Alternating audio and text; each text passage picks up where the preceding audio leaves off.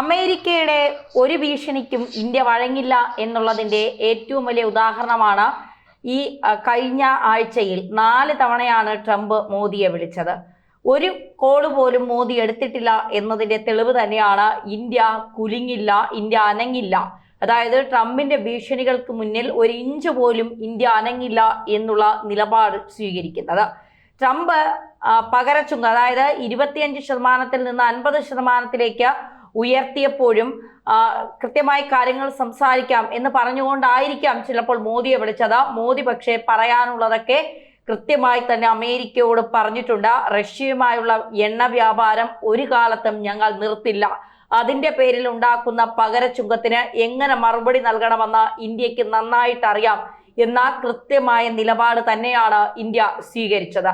അതുകൊണ്ട് തന്നെയാണ് 4 തവണ, ഒന്ന് ആലോചിച്ചു നോക്കണം, ലോക പോലീസ് എന്നറിയപ്പെടുന്ന സാമ്പത്തികമായി വളരെ മുന്നിൽ നിൽക്കുന്ന ഒരു രാജ്യം അമേരിക്ക എന്ന് പറയുമ്പോൾ പണ്ടൊക്കെ ഇന്ത്യ മുട്ടിടിച്ചിരുന്ന, വിധേയത്വം കാണിച്ചിരുന്ന ഒരു സ്ഥിതി ഉണ്ടായിരുന്നു. അതൊക്കെ മാറി മറിഞ്ഞ് ഇന്ന് ഡൊണാൾഡ് ട്രംപ് അമേരിക്കയിൽ നിന്ന് മോദിയെ, ഇന്ത്യൻ പ്രധാനമന്ത്രിയെ വിളിക്കുകയാണ്. 1-2 തവണയല്ല, 4 തവണ. എന്നിട്ടും മോദി ആ ഫോൺ എടുക്കാൻ കൂട്ടാക്കിയില്ല എന്ന് പറയുമ്പോൾ ട്രംപിന്റെ ഒരു തന്ത്രവും ഇന്ത്യയിലേക്ക് ഫലിച്ചില്ല, ഇന്ത്യയിൽ നടന്നില്ല എന്ന് തന്നെ നമ്മൾ പറയേണ്ടി വരും. അതായത് ജർമ്മൻ പത്രമായ ഫ്രാങ്ക്ഫർട്ടർ അൽ ജമൈൻ, ആ പത്രത്തിലാണ് ഈ ഒരു വാർത്ത വന്നിരിക്കുന്നത്.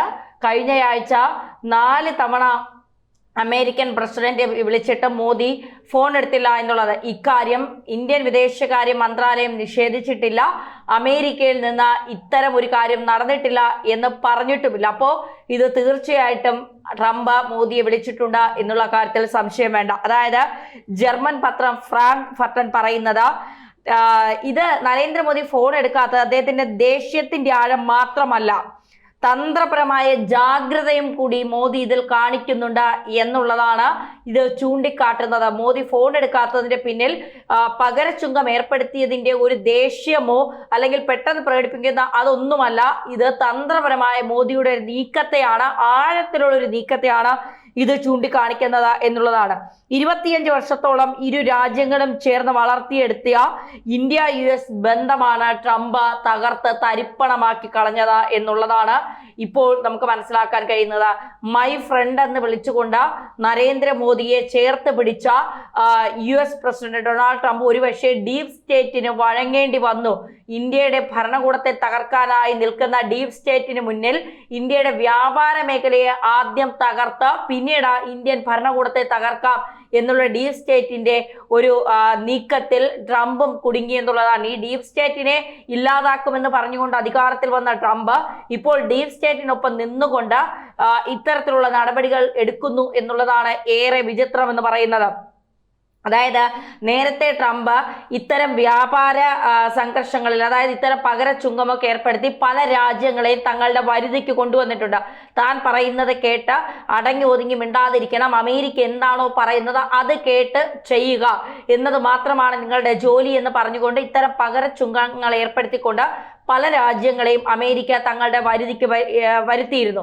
ഇവിടെ അത്തരത്തിലൊരു തന്ത്രമാണ് ട്രംപ് പയറ്റി നോക്കിയത്. പക്ഷെ ആ തന്ത്രം ഫലിച്ചില്ല എന്നുള്ളതാണ് യാഥാർത്ഥ്യം. അത്തരത്തിൽ ഭീഷണിപ്പെടുത്തിയാലൊന്നും ഇന്ത്യ വഴങ്ങില്ല എന്നുള്ളതാണ് പുറത്തു വരുന്ന വിവരങ്ങളുടെ അടിസ്ഥാനത്തിൽ നിന്ന് നമുക്ക് മനസ്സിലാക്കാൻ സാധിക്കുന്നത്. 25% പകരച്ചുങ്കം ബുധനാഴ്ച അർദ്ധരാത്രിയോടെ പ്രാബല്യത്തിൽ വരും എന്നാണ് പറയുന്നത്. പക്ഷേ ഓഗസ്റ്റ് 27 ഈ പകരച്ചുങ്കം പ്രാബല്യത്തിൽ വരുന്നത്. ഇക്കാര്യത്തിൽ ഇന്ത്യയുമായി സംസാരിക്കാനാണോ ട്രംപ് വിളിച്ചത്, അല്ലെങ്കിൽ ഈ റഷ്യയിൽ നിന്ന് എണ്ണ വാങ്ങുന്നത് താൽക്കാലികമായെങ്കിലും വയ്ക്കും എന്ന് പറഞ്ഞാൽ നിങ്ങളുടെ പകരച്ചുങ്കം ഞങ്ങൾ പിൻവലിക്കാം എന്ന് പറയാനാണോ ട്രംപ് വിളിച്ചത്? നമുക്കതിൽ വ്യക്തതയില്ല. എന്തായാലും ഇപ്പോൾ ബുധനാഴ്ച അർദ്ധരാത്രിയോടെ ഇത് നിലവിൽ വരും. പക്ഷെ ഇപ്പോഴും പ്രതീക്ഷ വയ്ക്കുന്നുണ്ട് ഉപഭോക്തർ അല്ലെങ്കിൽ കർഷകർ അടക്കമുള്ള കയറ്റുമതി ചെയ്യുന്ന അടക്കമുള്ളവർ ഇത് പ്രതീക്ഷ വയ്ക്കുന്നുണ്ട്. ട്രംപ് ഈ ചുങ്കം പിൻവലിക്കാൻ സാധ്യതയുണ്ട് എന്നുള്ള ഒരു പ്രതീക്ഷ വയ്ക്കുന്നുണ്ട് എന്നുള്ളതാണ്. US-ലേക്ക് കയറ്റുമതി ചെയ്യുന്ന ചരക്കുകളുടെ തീരുവയാണ് 50% ഉയർത്തിയിരിക്കുന്നത്. 2021-22 മുതൽ ഇന്ത്യയുടെ ഏറ്റവും വലിയ വ്യാപാര പങ്കാളിയാണ് US എന്ന് പറയുന്നത്.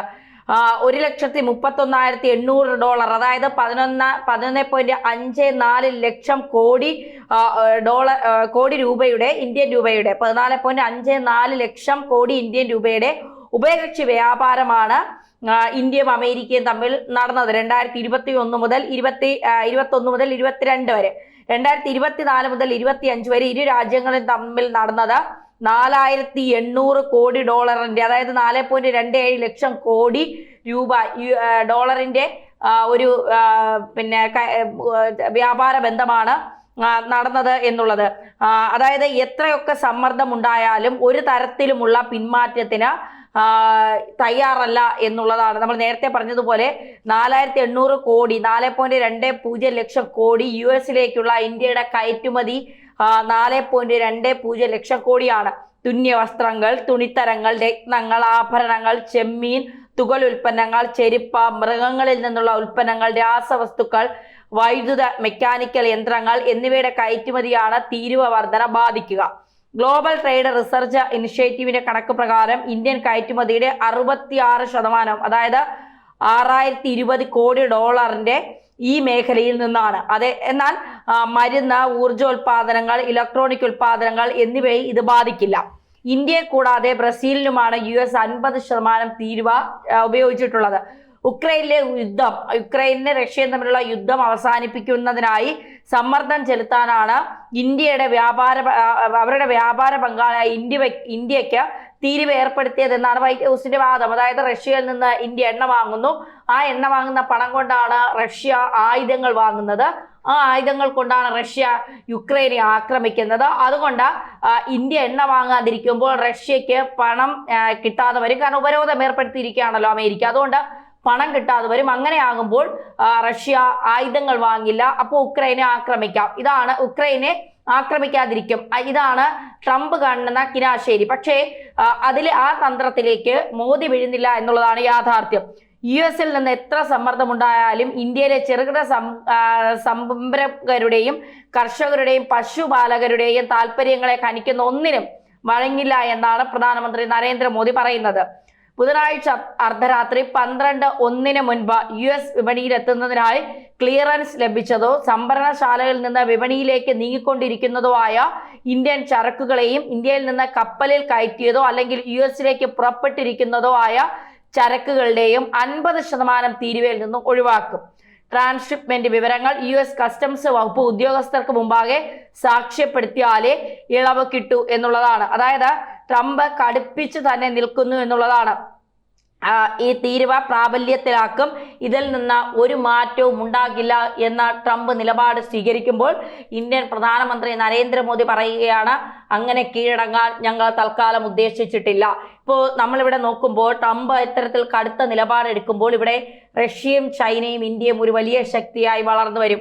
RIC എന്ന് പറയുന്നത് എപ്പോഴും ട്രംപ് ഒരിക്കലും ഇവർ 3 പേരും ഒന്നിക്കരുത് എന്ന് വിചാരിച്ച 3 രാജ്യങ്ങൾ ഒന്നിച്ച് ഒരു കൈയായി ഉയർന്നു വരുന്ന ഒരു രീതി. മാത്രമല്ല ബ്രിക്സ് കറൻസി വരെ വരാൻ സാധ്യതയുണ്ട്, ഡോളറിനെ തള്ളിക്കൊണ്ട് എന്നുള്ള വാർത്തകളും പുറത്തു വരുന്നുണ്ട്.